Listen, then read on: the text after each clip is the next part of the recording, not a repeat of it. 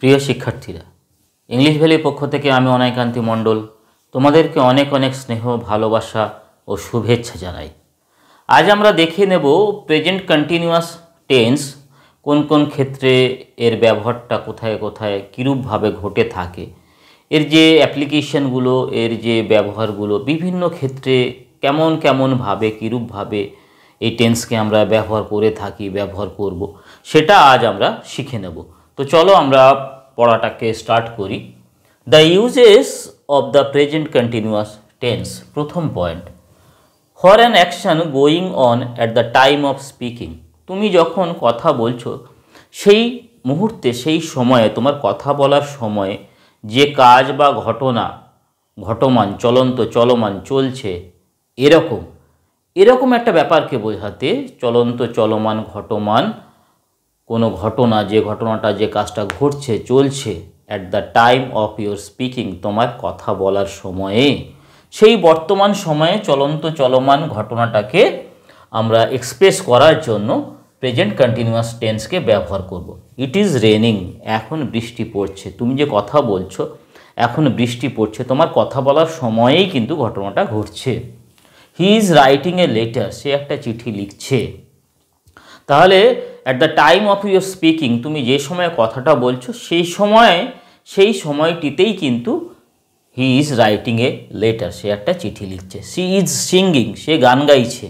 এই মুহূর্তে, এই কথা বলার সময়ে, এই মুহূর্তটাতে সে কিন্তু গান গেয়ে চলেছে, গান গাইছে। তাহলে for an action going on at the time of speaking, তোমার কথা বলার সময়ে যে কাজ বা ঘটনা ঘটছে, চলছে, এরূপ বোঝাতে তোমাকে প্রেজেন্ট কন্টিনিউয়াস টেন্স ব্যবহার করতে হবে। প্রথমে সাবজেক্ট বসছে, সাবজেক্ট অনুযায়ী অ্যাম, ইজ, আর এর মধ্যে যে কোনো একটা বসবে। তারপরে মেন ভার্ব, মেন ভার্বের সঙ্গে আইএনজি, ভার্বের প্রেজেন্ট ফর্ম, তার সঙ্গে আইএনজি, তারপরে আদার্স। এটা হলো স্ট্রাকচার। তো চলো পরের পয়েন্টটাকে আমরা দেখে নিই। Two refer to an action happening not necessarily at the time of speaking. তুমি যে সময় কথা বলছো এটা খুব একটা গুরুত্বপূর্ণ নয় যে সেই সময়ই ঘটনাটা ঘটতে হবে। কি বলা হচ্ছে? Two refer to an action happening not necessarily at the time of speaking. তুমি যে সময়ে কথা বলছো সেই সময়ে যেই অ্যাকশনটা ঘটতে হবে, সেই সময়ে যে ঘটনাটা, সেই সময়ে যে কাজটা ঘটতে হবে এমন নয়। বাট অ্যারাউন্ড দ্যাট পিরিয়ড, কিন্তু সেই যে টাইম স্প্যানটা রয়েছে, সেই যে পিরিয়ডটা রয়েছে, সেই পিরিয়ডটা ধরে সেই কাজটা ঘটতে থাকবে, চলতে থাকবে, চলছে। যেমন দেখো, আই অ্যাম রিডিং ম্যাকবেথ, আমি ম্যাকবেথ পড়ছি। At the time of my speaking, আমি যে এই মুহূর্তে কথাটা বললাম, এই সময়ে কিন্তু ম্যাকবেথ পড়ছি, এটা কিন্তু আমি বোঝাচ্ছি না, এটা কিন্তু নেসেসারি নয় বোঝানোর জন্য। তাহলে আই অ্যাম রিডিং ম্যাকবেথ হয়তো আমি দুদিন ধরে বা একদিন ধরে পড়ছি, এটা এখানে বোঝাচ্ছি। এই অ্যাকশনটা কিন্তু আমি কন্টিনিউ করছি। He is learning Sanskrit these days, এই দিনগুলোতে সে সংস্কৃত, এই ভাষাটাকে রপ্ত করছে, শিখছে।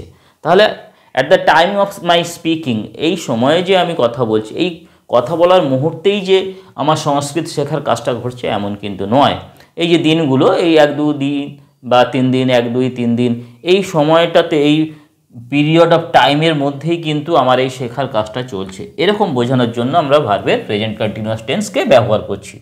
হি is undergoing treatment for his illness, সে অসুস্থ, তা সেই জন্য আন্ডারগোয়িং ট্রিটমেন্ট, সেই জন্য সে ডাক্তারের কাছে যাচ্ছে, ওষুধ খাচ্ছে। কিন্তু এই মুহূর্তে যে কথা বলছে, এই মুহূর্তেই যে সে ডাক্তারের কাছে বসে আছে এমন কিন্তু নয়।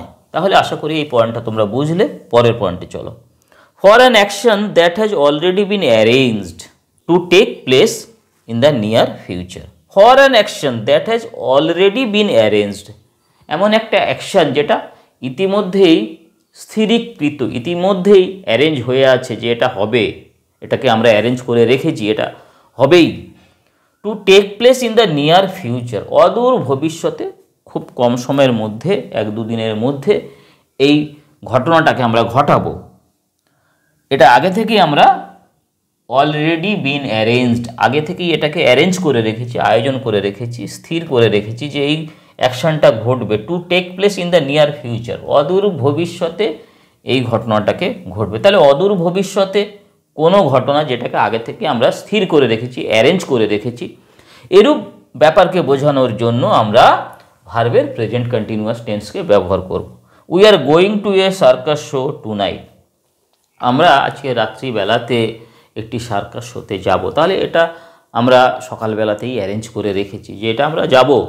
তাহলে এই যে নিকট ভবিষ্যৎ, এটাকে বোঝানোর জন্য আমরা ভার্বের প্রেজেন্ট কন্টিনিউয়াস টেন্সকে ব্যবহার করছি। এটা কিন্তু আগে থেকে অ্যারেঞ্জ হয়ে থাকছে।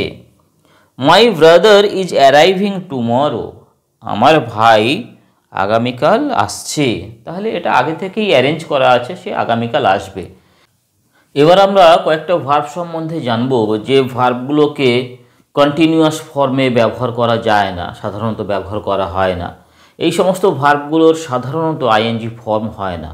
প্রেজেন্ট কন্টিনিউয়াস বলো, পাস্ট কন্টিনিউয়াস বলো, ফিউচার কন্টিনিউয়াস বলো, কন্টিনিউয়াস টেন্সে কন্টিনিউয়াস ফর্মটা এই সমস্ত ভার্বের ক্ষেত্রে সাধারণত আমরা ব্যবহার করে থাকি না।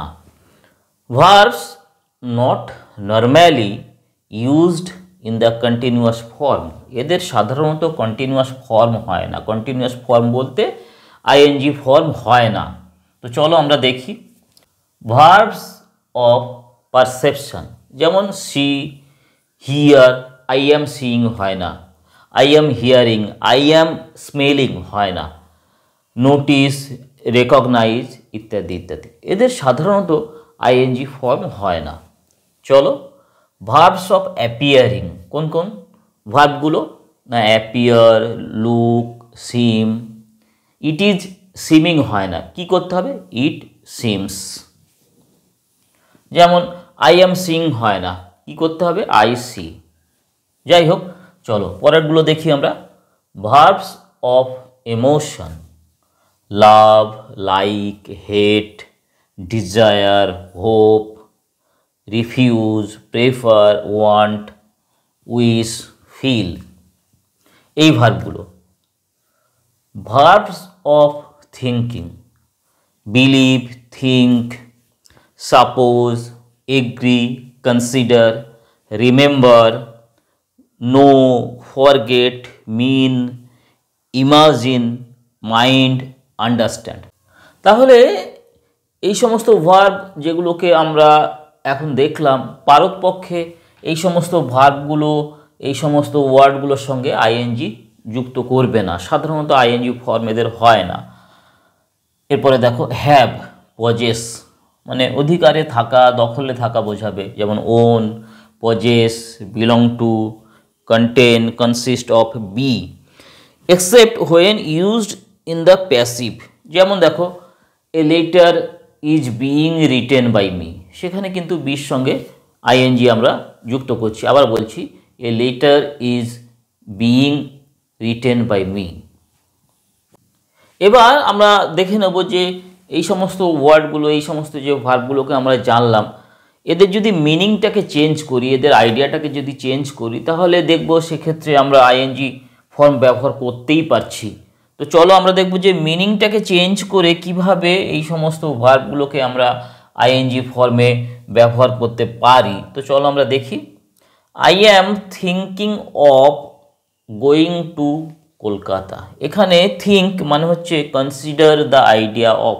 আমরা বলেছিলাম যে থিঙ্কের সঙ্গে আমরা আইএনজি যুক্ত করব না, কিন্তু এখানে মিনিংটাকে চেঞ্জ করে দিচ্ছি, আইডিয়াটাকে চেঞ্জ করে দিচ্ছি, সেজন্য আমরা এখানে আইএনজি ফর্মটাকে ব্যবহার করতে পারলাম। এখানে থিঙ্ক মানে হচ্ছে consider the idea of. We are having lunch, এখানে হ্যাভ মানে হচ্ছে eat.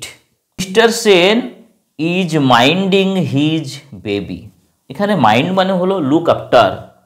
Mister Sen is looking after, এখানে মাইন্ড মানে হলো লুক আফটার, দেখাশোনা করা, তার ছোট্ট শিশুটাকে, বেবিটাকে তিনি দেখাশোনা করছেন।